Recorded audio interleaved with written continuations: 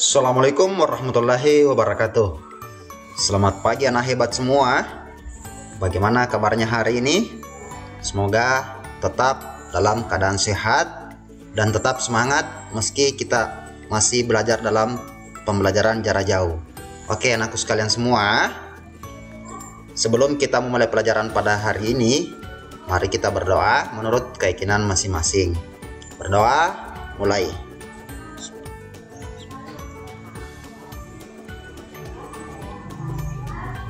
Selesai.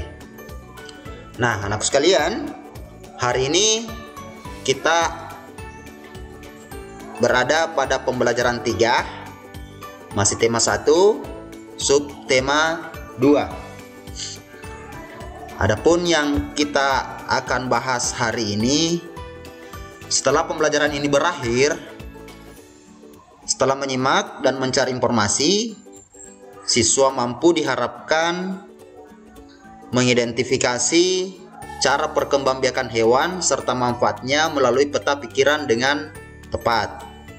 Tujuan pembelajaran yang kedua adalah setelah menyimak teks tentang hewan, anakku sekalian diharapkan mampu menemukan ide pokok dan menyajikan dalam bentuk diagram.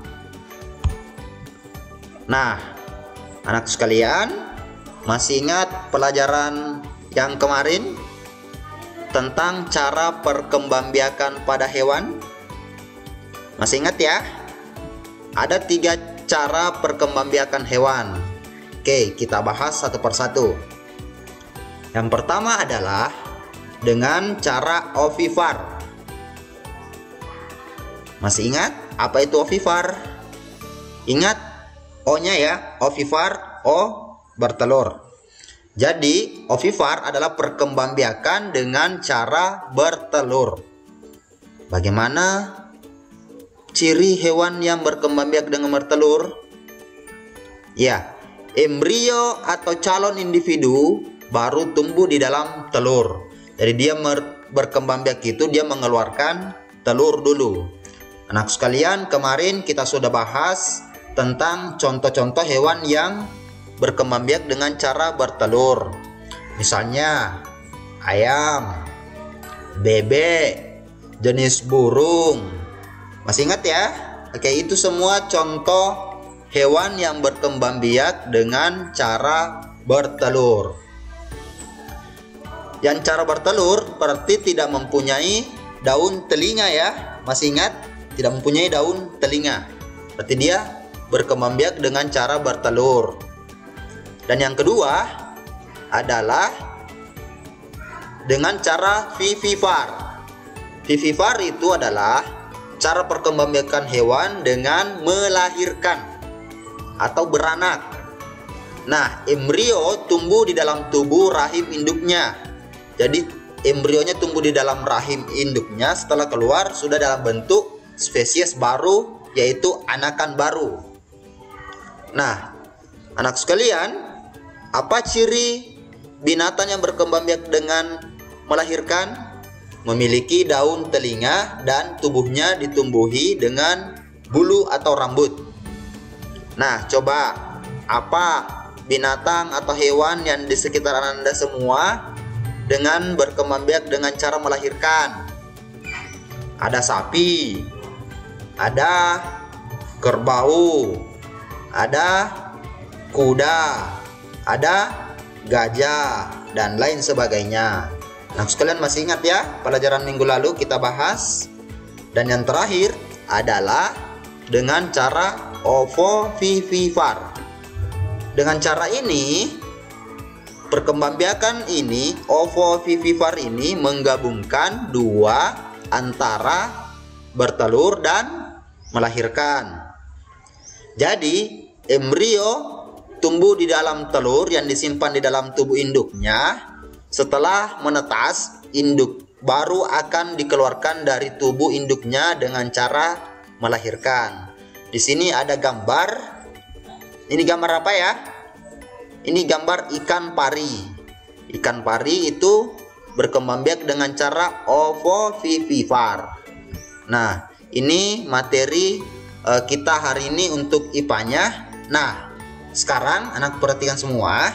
Di sini ada tantangan hari ini yang harus kita taklukkan ya, ingat ya. Oke, di sini ada diagram. Ada diagram di tengah ini perkembangbiakan hewan. Masih ingat? Ada berapa cara perkembangbiakan hewan? Ada 3, benar. Di sini dituliskan cara perkembangbiakan hewan yang 3 tadi. Jadi cara perkembangbiakan hewan ada 3, yaitu ditulis di sini ya. Ditulis di sini. Terus yang kedua, penjelasan. Jadi di sini ditulis menjelaskan ketiga cara ini. Kan 3 tadi dijelaskan di sini. Misalnya contoh ovipar. Ditulis di sini ya. Yang kedua ini kolom penjelasan ini ovipar itu apa? Ya, seperti itu. Dan yang kolom ketiga ini adalah ciri-ciri. Apa ciri-ciri dari ketiga cara perkembangbiakan hewan ini? Ya. Dan yang terakhir adalah contoh. Jadi ketiga macam cara perkembangbiakan hewan ini dijelaskan, kemudian diberikan ciri-cirinya, kemudian diberikan contohnya, contoh hewannya. Ya. Jadi Anda semua bisa menyelesaikan tantangan ini sambil mengingat-ingat pelajaran yang lalu. Nah, bagaimana tantangan hari ini? Yakin bisa ditaklukkan? Oke. Saya yakin Anda semua bisa menaklukkan tantangan hari ini. Nah, sekarang kita lanjutkan pada muatan bahasa Indonesia, yaitu membuat peta pikiran berdasarkan ide pokok laporan. Nah, adapun langkah-langkah untuk membuat peta pikiran berdasarkan ide pokok laporan adalah sebagai berikut. Ingat, yang pertama, membaca laporan dengan seksama. Jadi, laporan atau teks laporan itu dibaca dengan seksama, dipahami maknanya, apa isinya. Yang kedua adalah mencatat setiap kata kunci yang terdapat dalam laporan. Jadi kata kunci atau kata-kata penting yang ada di laporan itu kita catat-catat dalam catatan kecil dulu. Dan yang ketiga adalah membuat daftar ide pokok setiap paragraf. Setelah kita baca secara seksama, mencatat kata kunci atau kata-kata penting di dalam paragraf itu, sekarang kita merangkai membuat daftar ide pokok dalam setiap paragraf itu. Nah, bagaimana cara menemukan ide pokok ini? Apa sih yang penting atau yang dibahas dalam paragraf ini? Nah, sekarang ini membantu kita untuk menemukan ide pokok. Gunakan kata tanya. Yang mana sih kata tanya itu? Kata tanya itu kata yang digunakan untuk bertanya, misalnya apa? Ya, di mana? Kalau di mana itu berarti menjawab tentang tempat. Kapan? Kapan itu berarti menanyakan waktu. Siapa? Menanyakan pelaku atau orang. Mengapa? Penyebab. Bagaimana? Menanyakan keadaan. Untuk menemukan gagasan utama dan informasi dari laporan. Jadi ketika kita membaca sebuah paragraf atau teks laporan, coba kita gunakan kata tanya ini. Apa yang bisa ditanyakan di dalam paragraf itu? Di mana? Coba cari tempat, latar tempat di paragraf itu. Kapan? Waktunya ya. Siapa? Mengapa? Dan bagaimana. Ini membantu kita untuk menemukan ide pokok dalam paragraf tersebut. Paham? Oke.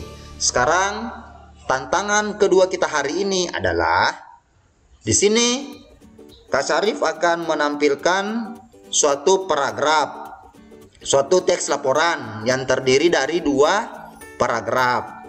Ini bisa di screenshot ya. Nanti di screenshot baru diperhatikan, diamati, dibaca dengan seksama untuk menemukan ide pokok yang ada di dalam paragraf ini.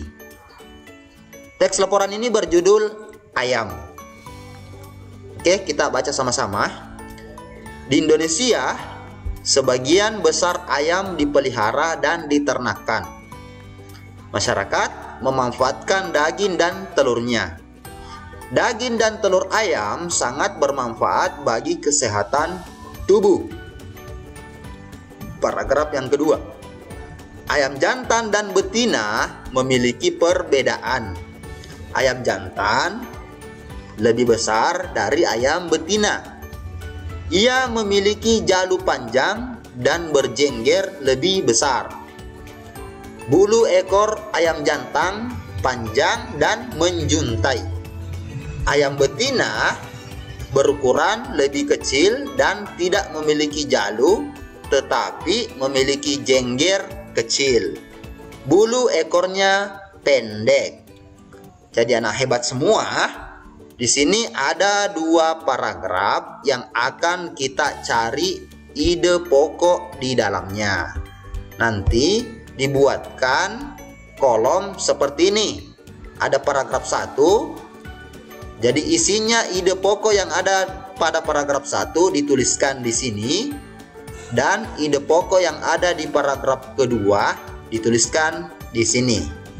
Ya. Nah, jadi tulisan atau teks laporan yang ada ini, ayam berjudul ayam ini, silahkan dipahami, dibaca dengan seksama. Ingat caranya tadi, dibaca dengan seksama, mencatat hal kata kunci atau hal-hal penting di dalamnya, dan membuat teks ide pokok yang ada di sini dengan menggunakan kata bantuan kata tanya tadi. Apa, siapa, di mana, bagaimana, dan kapan.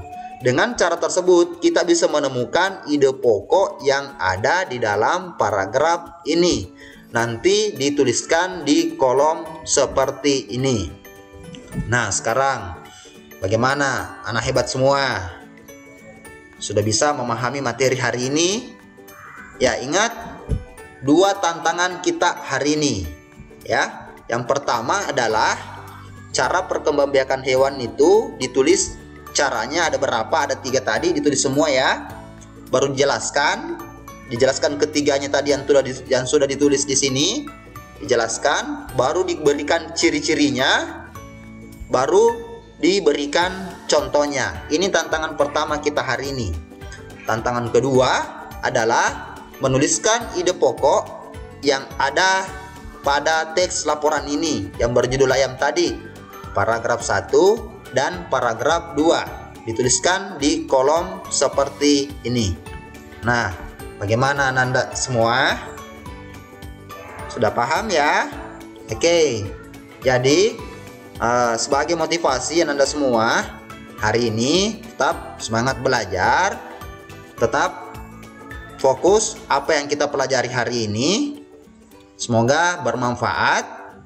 Nah, sekarang giliran Anda bekerja dan menyelesaikan tantangan hari ini. Saya akhiri dengan ucapan Assalamualaikum warahmatullahi wabarakatuh.